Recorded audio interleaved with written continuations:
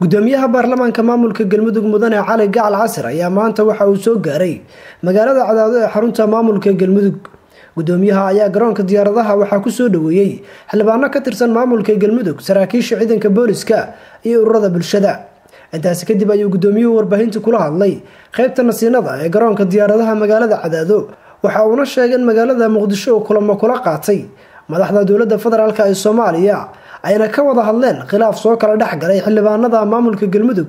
waxaanu intaas raaciyeen goordhow ay bilaaban doonto doorashada madaxweynaha maamulka galmudug. annaguna waxaan hadda meeshan u nimiday maadaama hadda ay gabagaba tahay in howlihii baarlamaanka dowlad goboleedka galmudug dib loo bilaabo oo meesheeda laga ambaqaado annagoo ninka layra ku beesgaraynayna dhibaatooyinkii iyo waxyaabihii yaryaraa ee ka dhacay deegaankan oo aan ognahay runtii in aan wax badan aanu hadda ka hor sidii loo baahnaa aan la wada helin, laakiin waxaan rajaynaynaa inaan anagoo shacabkeenna kaashanayno inaan halkaa ka ambaqaadno oo aan ka shaqayno waxa la yidhaahdo wanaag aan ka shaqayno inaan dhex galno shacabka deegaanka, inaan dhex galno aan ka raadino maaragtay dhibaatooyinka haysta aan la qaybsano.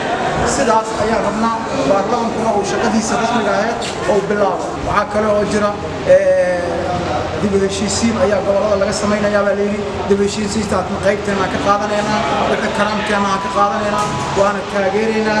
wixii naga soo wajaha ayaan arki doonaa.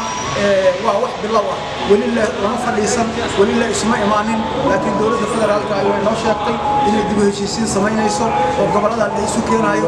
annaguna waa waafaqnay. runtii wax dhibaata oo jiraan ma jiraan. shaqada baarlamaankana sidiisay u soconeen.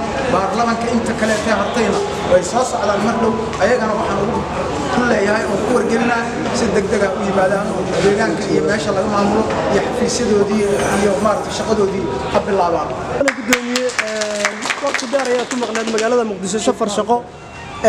maxaa kaga soo qabsoomay safaradaadii aad ku maqneed magaalada muqdisho? runtii horta magaalada muqdisho kaliya ma aha, muqdisho kaliya kuma maqnayn, meelo kale ku maqnayn. runtii hadda waxaan rabaa inaan meediyaha kaga faa'iidaysto baarlamaanka dowlad goboleedka galmudug xafiisyo ilaa 7-8 gaar ayaa loo dhisaya. waxa aan soo samaynayna ka mid tahay mar dhow waa la bilaabi doonaa xafiisyadii baarlamaanka guddoonka maaragtay meesha ay guddiyada ku shiri lahaayeen. waxyaabaha aan soo qabanay ka mid tahay. runtii waana la dhisi doonaa, waana la bilaabi doonaa. in hool loo dhiso baarlamaankana waxay ka mid tahay waxyaabaha hadda noo dalban oo aan rajaynayno sanadkan hordhiciisa hore in ayadana meesha laga dhiso. madaxweynuhu waa iscasiilay cabdikariin, baarlamaankuna waxay yiraahdeen xilkii baan ka qaadnay. waxayna ku dhawaaqeen 22 bishan inay madaxweyne dooran doonaan. gudoomiyihii baarlamaanka ataa intaad maqneed baarlamaan ayaa sii shaqeynaya. arrintaas maxaa kala socotaa?